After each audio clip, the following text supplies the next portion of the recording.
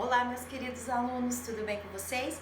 Então, olha só, hoje a prof veio aqui para trazer uma outra aulinha para vocês. Hoje é a nossa aula de Química, tá?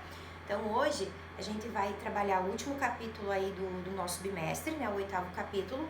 Para a semana que vem, provavelmente, a gente vai fazer uma revisão do que ficou mais dúvida, de algumas coisas que, de repente, passaram meio batido aí. Quero que vocês anotem tudo que vocês precisarem, que eu vou gravar outras aulas aí explicando melhor para vocês, que não ficou bem claro, tá?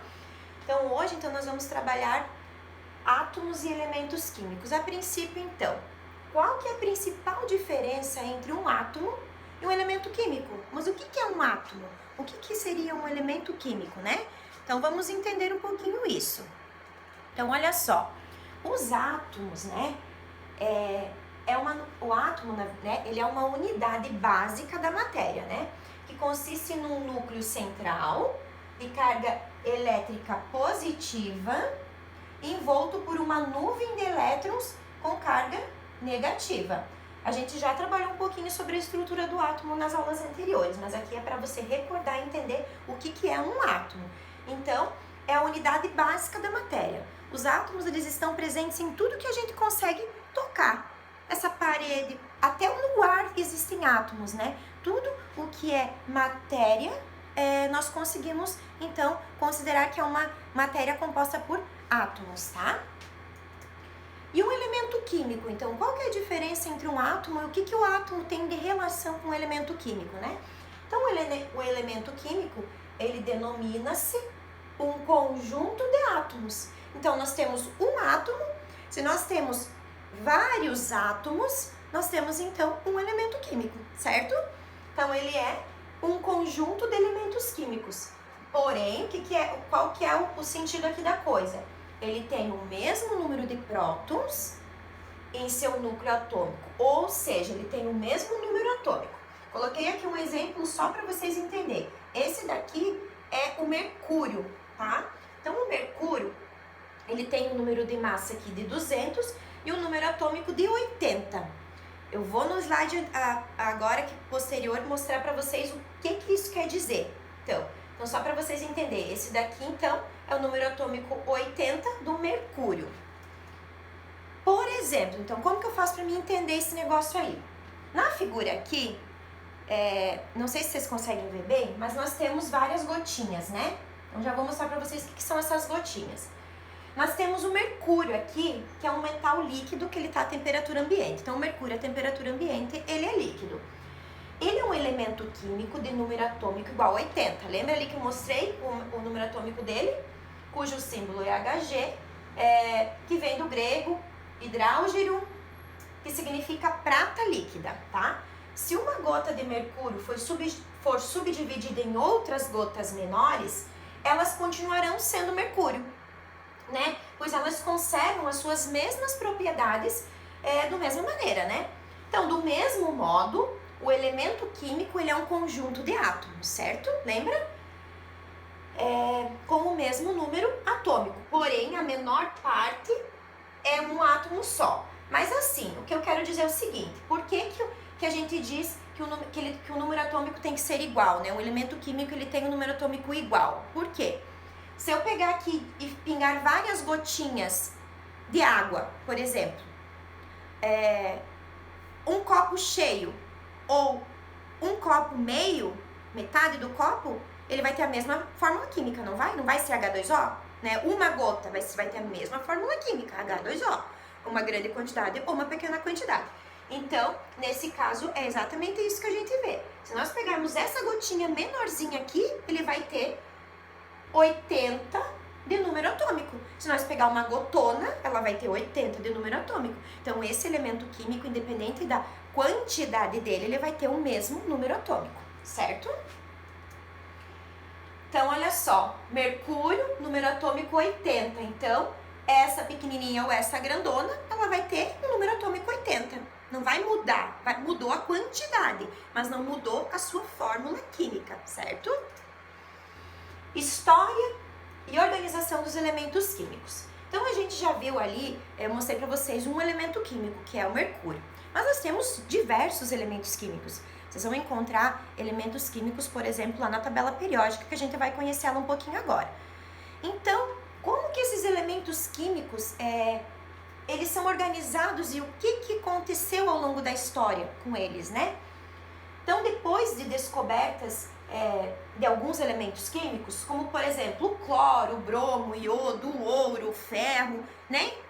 Inúmeros elementos químicos, os cientistas eles passaram a estudar as propriedades desses elementos químicos, né? O que cada um tem dentro dele, né? Estudar mesmo a sua estrutura atômica, né? O átomo que tem dentro de cada elemento químico desses, né? O átomo que compõe esse elemento químico. Então, eles criaram uma maneira de organizá-los, né? Então, eles inventaram todos esses elementos, descobriram todos esses elementos químicos, eles pensaram, mas a gente tem que achar uma maneira de organizar isso direitinho, para que a gente consiga se localizar nesses elementos, né? Mas de que forma, então, que eles conseguiram organizar esses elementos químicos, né? Tanta descoberta, tanta coisa. A tabela periódica, né? Então, a tabela periódica, não sei se vocês já conhecem ela, eu acredito que aí no livro de vocês tem uma tabela periódica bem lá no finalzinho. Se vocês tiverem ela aí, peguem ela e deem uma olhadinha. Então, aqui eu tenho para mostrar para vocês, então, uma tabela periódica. Essa tabela ela é uma das mais modernas, tá? Mas as tabelas, elas tiveram diversas mudanças ao longo do tempo. Então, conforme iam descobrindo diferentes elementos químicos, essa tabela ela ia sendo modificada para que eles conseguissem encaixar direitinho esses elementos dentro de uma ordem, que eu já vou explicar para vocês essa ordem, tá? Então, de maneira geral, a tabela periódica ela é dividida em grupo ou família, que são as linhas verticais, e em período, que é crescente de número atômico, que é na horizontal. Então, aqui, nessa horizontal, vocês vão ver que ele vai continuar. O número atômico aqui, ó, 19, 20, 21, 22, ele tem uma sequência de número atômico, tá? E a família, ela tem uma outra forma da gente descrever ela. Vocês já vão ver aqui pra frente também.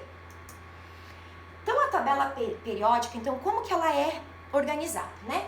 Então, ela apresenta 7 colunas horizontais. Olha aqui. 1, 2, 3, 4, 5, 6. 7 colunas horizontais. 7 períodos que indicam a quantidade de níveis que um átomo representa. Isso quer dizer que quanto maior o número do elemento, maior será a quantidade de níveis que cada um dos átomos do elemento apresenta. Gente, esses níveis de organização, vocês vão aprender mais além, tá? Mais para o final do ano aí a gente vai estar trabalhando então esses níveis de energia. No momento vocês não precisam compreender isso porque vai acabar confundindo um pouquinho a cabecinha de vocês. O importante agora é vocês compreenderem que a tabela possui períodos e possui famílias, tá? Primeira coisa que vocês precisam entender. Então, vamos entender melhor aqui. Então, as colunas verticais, né, que elas vão do número, que são em número 18, então, se você contar aqui, terão 18 linhas, elas apresentam, então, 18 colunas, né? Mas elas formam apenas 16 famílias, divididas em 8 do tipo A e 8 do tipo B. Tá, mas por que, professora? Não entendi agora. Então, olha só. Eu tenho uma outra tabelinha aqui, vou mostrar para vocês entenderem. Deixa eu ver se vocês vão conseguir enxergar aqui. Espera aí que eu vou fechar esse aqui. Então, olha só. Tá vendo essas rosinhas que estão aqui? Então, essas 3 linhas aqui, onde fica o ferro, o cobalto e o níquel, ela é considerada apenas uma, tá? Então, ela é considerada apenas uma família, uma única família. Por quê? Porque ela possui características semelhantes. Esses elementos químicos, eles possuem características semelhantes, por isso, eles são considerados apenas uma família. Então, se vocês começarem a contar daqui até lá no final, vocês vão ver que contando apenas uma aqui, vai dar o número 8, tá? Vai dar o número 16 e não o número 18, tá? Então, é assim que nós dividimos as famílias, tá? Então, olha só. Família, então, ela é dividida em 1A, 2A, 3A, 4A, 5A, 6A, 7A e 8A. Tá, professora, e esse pretinho aí no meio, o que aconteceu? Aí, pessoal, é a família B. Então, essa é a família A e essa é a família B. São duas famílias diferentes, tá? Então, aqui tem elementos químicos de algumas características e aqui nós temos elementos químicos com outras características que também depois a gente vai estudar essas características e diferenciá-las. Agora, a gente está apenas conhecendo um pouquinho como que ocorre essa organização da tabela periódica, tá? Então, assim, ó, nós conhecemos então ali o lado família A, família B, né, a forma com que ela vem organizada. Essas duas colunas que vem aqui embaixo, vocês devem se perguntar, tá, prof, e aquelas duas ali, você não falou daquelas duas ali de baixo? Elas, na verdade, elas se encaixam aqui, tá? Se vocês olharem ali na tabela, tem dois quadradinhos que tem uma corzinha diferente. Então, essas linhas, elas deveriam estar encaixadas aqui. Mas para evitar que essa tabela ficasse extensa e de difícil visualização, então essa tabela foi apenas modificada, essas linhas, e colocada para baixo para a gente conseguir visualizar direitinho, tá? Ai, aqui ela ficou escura, mas olha só, aqui então só para vocês visualizarem de novo, de maneira geral, aqui a tabela periódica, né? As famílias, os períodos e aquela parte lá de baixo que eu falei para vocês, que ela se encaixa aqui. Então, imagine essa aqui então a tabela teria que ficar bem comprida para a gente conseguir observar. Os níveis de energia. Lembra que eu falei para vocês lá dos níveis de energia lá no início? Então, o que são esses níveis de energia, né? Só para vocês não ficarem sem entender. Na eletrosfera, lembra lá na eletrosfera onde ficam os elétrons ao redor do átomo? E os elétrons, então, eles giram em torno do núcleo, né? Ocupando o que chamamos de níveis de energia, ou camadas eletrônicas. Cada nível possui um número inteiro de 1 a 7, ou as letras maiúsculas K, L, M, N, O, P e Q. Nas camadas, os elétrons se movem, e quando eles passam de uma camada para outra, eles liberam energia. Então, olha só. Essa é a configuração eletrônica mais conhecida do nosso querido amigo Bohr, que desenvolveu todo, né, a partir de estudos. Lembram toda aquela mudança que teve a estrutura atômica, que a gente também trabalhou em outras aulas? Então, agora, bem mais definida, então, ela é como se fosse aqui. Imaginem aqui o átomo de um elemento químico. Lembra que o elemento químico é um conjunto de átomos? Então, esse é o átomo de um elemento químico. Vamos imaginar que esse átomo seja do elemento químico ouro, por exemplo. Vamos imaginar então aqui nós temos o núcleo com cargas positivas, né? E a eletrosfera com as cargas negativas. Então, olha só, olha aqui os níveis que eu falei para vocês, as camadas K, L, M. Esse elemento químico aqui, esse átomo aqui, ele possui apenas a camada M. Então, o nível de energia dele termina na camada M. Se fosse um outro tipo de elemento, ele teria K, L, M, N, O, P, Q, independente, vai até a Q, aí a gente avaliaria conforme o elemento que a gente estivesse falando, tá? Então, olha só para vocês entenderem um pouquinho aqui. Eu coloquei aqui um exemplo, até para mostrar para vocês, aqui dentro da tabela.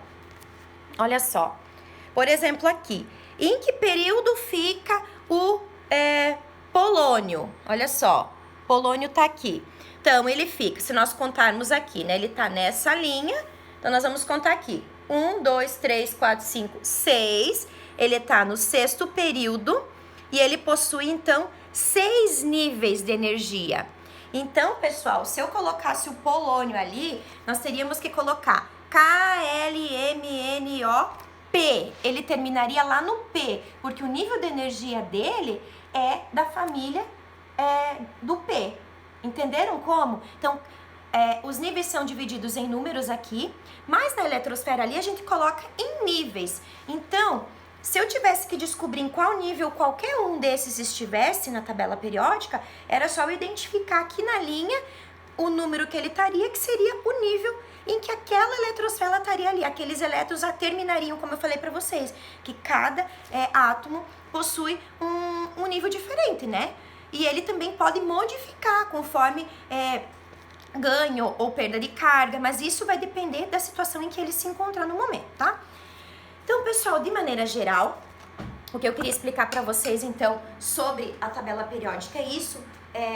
ela é um pouco complicada agora pra gente compreender bem, né? Ela é difícil, é uma coisa nova pra vocês, mas vocês vão ver, se vocês pegarem ela, observem ela, procurem lá na tabela, olha só, conheçam os elementos químicos que estão aqui, observem os números dele, esses números vão aparecer diversas vezes agora, a partir de agora no nosso estudo, né? Então, olhem ali o número de massa, onde que é representado o número de massa, qual que é o número atômico, né? Então, esses são números que já são pré-estabelecidos, já foram estudados, já são definidos, né?